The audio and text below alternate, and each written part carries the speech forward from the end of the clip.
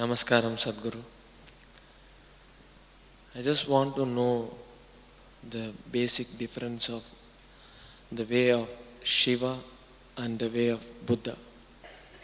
It's very easy to talk about Buddha's way because it's very logical. It's quite simple, actually. And it's very long drawn-out process. Generally, the methods that Gautama gave to people were always a question of a few lifetimes. You can clearly see this today. The Buddhists are always talking about this, particularly the Tibetan Buddhists, who are the best-known Buddhists in the world today for whatever political reasons.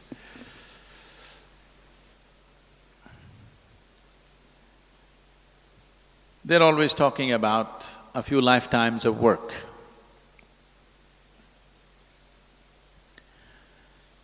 So if you have that kind of patience, that you're willing to work for a few lifetimes, Gautama's ways are very efficient, very logical, scientific, step-by-step process that one can take, because this is a path of awareness.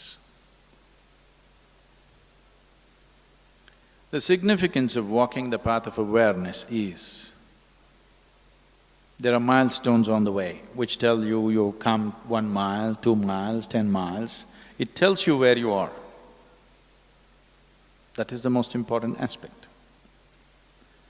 That is, without too much trust or devotion, you can still grow. Because you have a method to hang on to, you just keep doing it, keep doing it, keep doing it. It clearly shows you that you're progressing. But with Shiva, there is no such guarantee. And he doesn't fix milestones. You don't know whether you're going forward or backward. But you're going somewhere, that's all you know. It's like falling into a bottomless pit. That sounds terrifying. I want you to understand this. A bottomless pit is the safest place to fall into.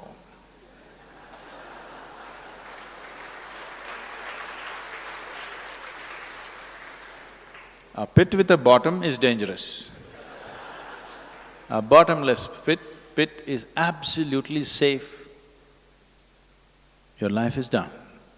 If you just jump into it, it's done, simply you fall. If you ever do… has anybody done skydiving? You did? So, if you have a free fall, then if you do not open your parachute for a few thousand feet, you don't know whether you're going down or going up, nothing, it just feels like you're floating around and it's wonderful. Only when you look down, the damn planet is coming at you at a tremendous speed. If this planet is taken off, this is a great experience. Only if you look down, it's just coming at you at tremendous speed. That's the only problem. Falling is… don't understand the falling as a negative thing. Falling is a great thing. Did you ever fall in love? Only when you hit the bottom, then it gets bad. If you fell into your bottomless pit, then there is no problem. So Shiva is a bottomless pit. His methods are very different. But you cannot limit him that way because with 7 different disciples, the 7 Saptarishis, the celebrated rishis of the yore, he taught 7 basic ways in which a human being can explore his consciousness. From these 7, in multiples of 7, it went further, and 112 different ways he explored, and he said, this is all. There's a beautiful story no time for stories. So, he expounded 112 different ways as to how a human being can attain to his peak. And these 112 are the 112 chakras in the body. There are 114, but two of them are outside the physical body. He left those two and he said, 112 different ways of attaining when you're embodied. That means every chakra in the body, every meeting point of the energy system, one particular way of attaining. So he did not leave anything out. So Buddha is a small part of his work. I want you to understand. Gautama himself didn't go simply sit in the forest. The 8 years of his sadhana, he spent with various teachers across the country. And the whole spine of this spiritual process, this knowledge, has essentially come from Shiva. Wherever it is, whichever part of the world it is, the basic spiritual process comes from this spine, and it's been taken to different parts of the world in so many different forms. They look so different because these 112 different ways look absolutely different from one another. So what is the difference between Shiva and Buddha is not an appropriate question. Which aspect of Shiva did Buddha explore? He explored the path of awareness, which is one aspect. It's very unidimensional, but the significance of Gautama Buddha is, he's very scientific, clinical. He appeals to the logical mind. But he's like… He also said like this, many times he was an ascetic, he just sat, unmoving. But many times he was mad, dancing, drunk. He was in all kinds of states because he didn't limit himself to any particular dimension. He just explored every aspect of life. So what you call as Buddha's way is just one aspect of these 112 different ways. And so many others have brought so many other aspects, but individual ways.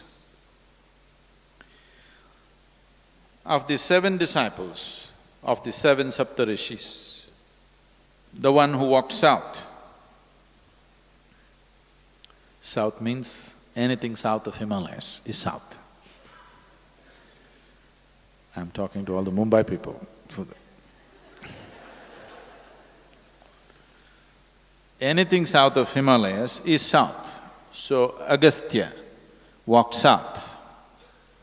And he became particularly active beyond the Vindhya mountains. You know that story about Vindhya mountains bowing down to Agastya Muni and he never came back, so… You know that story? No. You must learn something about India. So particularly the Deccan Plateau,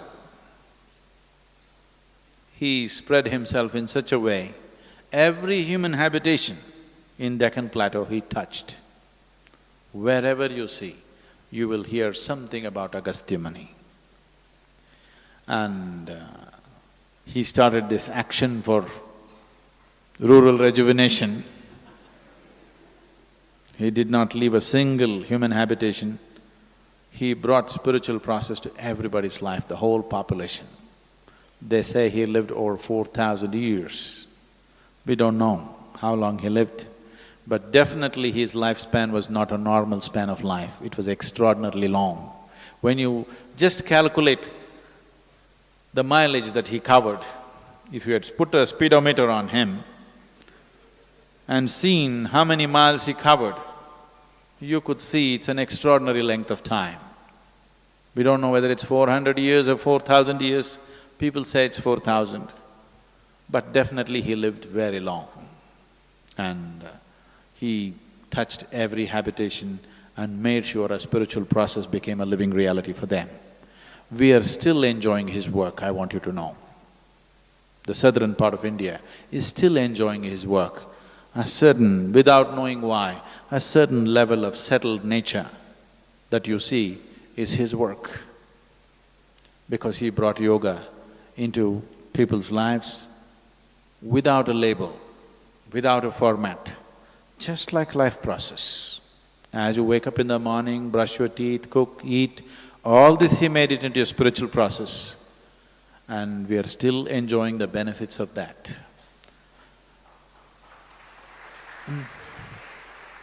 If you look at any spiritual process anywhere on the planet, you will see it is not outside the 112 ways in which Shiva explored this.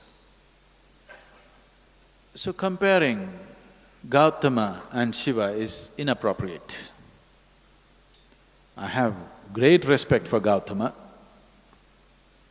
He's a great being, no question. His work is phenomenal. He caused a huge spiritual wave, which is still on after 2,500 years. But it is not comparable. It is no way comparable.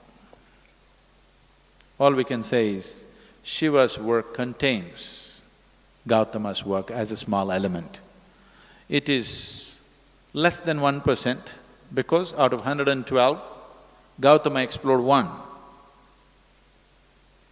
And the important thing is he marketed it well and he encouraged thousands of people to take the path. That's his success. But Shiva is a little too inebriated to do marketing. You should do marketing for him. He is he won't do marketing. But still, generally it's believed this is somewhere 40 to 60,000 years ago that he started his work. But after 60,000 years or 40,000 years, it is still alive, you can't kill it. You still can't kill it, isn't it? By the time I am done with my life, I'm sure I will leave him little more popular than the way he is today.